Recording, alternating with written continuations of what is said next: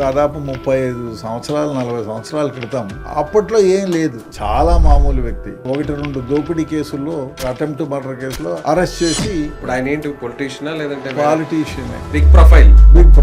ఎందుకంటే కాంట్రవర్సీ అవుతుంది. మనం నిజాలు మాట్లాడతాం. దాదాపు 46% నేరారోపణలో ఉన్న వాళ్ళు పొలిటీషియన్స్ గా ఉన్నారనేది ఒక అధ్యయనం జరిగింది. బెయిల్ కి 3,000 5,000 ఉంటుంది కదా, అది సబ్మిట్ చేసి రిలీజ్ చేసుకోవడానికి ఎవరు ముందుకు రాకపోవడం, జామీన్ ఇచ్చేవాళ్ళు లేక ఆయన మళ్ళీ మంత్రి అయ్యాడు. నాకే ఆశ్చర్యం అనిపించింది. ఒక 15-20 ఏళ్ల తర్వాత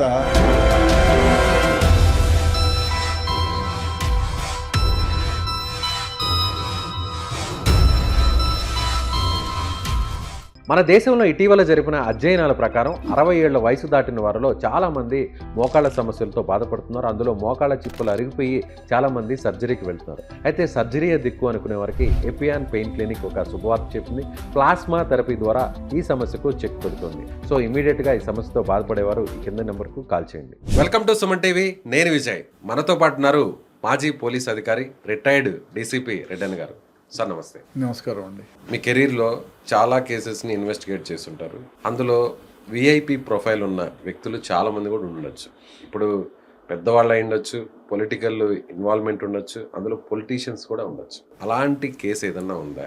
చాలా ఉన్నాయండి, చాలా ఉన్నాయి. చిన్న ఐ డోంట్ నో ఎట్లా దాన్ని ఎక్స్ప్లెయిన్ చేయాలో. చిన్న పిల్లిలాగా ఉండి పులిలా మారిన వాళ్ళు చాలా మంది ఉన్నారు పాలిటీషియన్.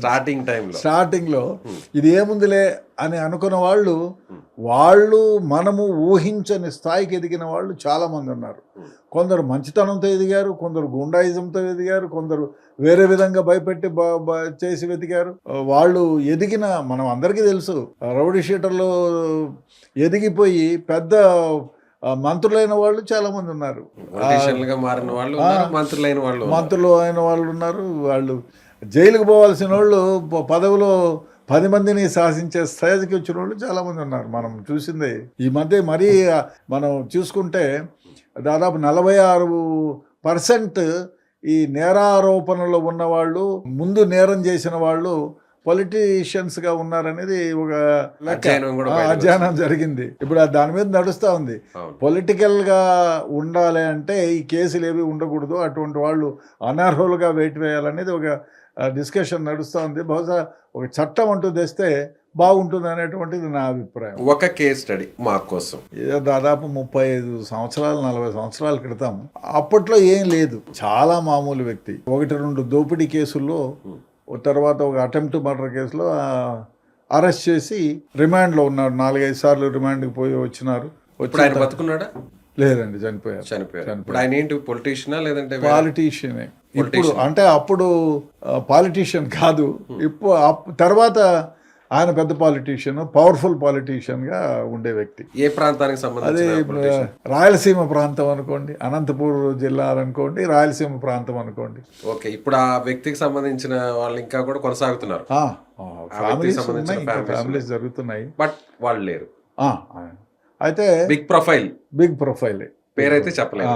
ఎందుకంటే కాంట్రవర్సీ అవుతుంది. మనం నిజాలు మాట్లాడతాం. నిజం మాట్లాడితే ఎవరికైనా ఇబ్బంది ఉంటుంది. 2-3 కేసుల్లో అరెస్ట్ చేశాము. అరెస్ట్ చేసి ఆయన బెయిల్, అతి కష్టం మీద బెయిల్ తెచ్చుకున్నారు. కానీ బెయిల్కి ఆ అమౌంట్ 3,000 5,000 ఉంటుంది కదా, అది సబ్మిట్ చేసి రిలీజ్ చేసుకోవడానికి ఎవరు ముందుకు రాకపోవడము, ఆ అమౌంట్ కుదరకపోవడము, బెయిల్ ఇచ్చేవాళ్ళు లేక, మళ్ళీ ఆ వాయిదా బెయిల్ వచ్చినా కూడా జైల్లోనే ఉన్న సందర్భం ఉండింది. జామీన్ ఇచ్చేవాళ్ళు లేక, హామీ అమౌంట్ కుదరక ఆయన మళ్ళీ మంత్రి అయినారు. అయి సామ్రాజ్యాధిపతి అయినాడు అనుకోండి, అది వేరే విషయం. ఆ తర్వాత ఏం జరిగింది? తర్వాత నెక్స్ట్ వాయిదా వరకు మళ్ళీ 15 రోజుల వరకు బెయిల్ వచ్చింది. ష్యూరిటీ ఇవ్వాలి. బెయిల్ వచ్చినంత మాత్రాన మీకు పంపించారు, పో బాబు మా ఇంటెల్లుడు, నువ్వు ఎందుకు ఇక్కడ ఉన్నావని. అట్లా లేదు. బెయిల్ వస్తే చట్ట ప్రకారం ఆయన షూరిటీస్ ఇవ్వాలి.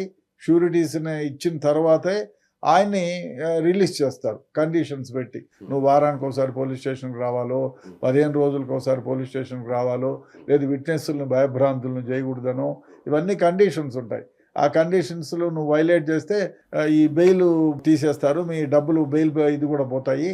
లేదు నువ్వు తప్పించుకొని పారిపోతే కూడా you have to forfeit that money అందువల్లనే బెయిల్ బాండ్ తీసుకొని ఆ డబ్బులు చెల్లించుకుంటారు. అప్పుడు మీరు ఇన్వెస్టిగేషన్ ఆఫీసర్. నేను అక్కడ ఏ ప్రాంతం సార్? ఏ అది పోలీస్ స్టేషన్? అనంతపూర్ ప్రాంతం.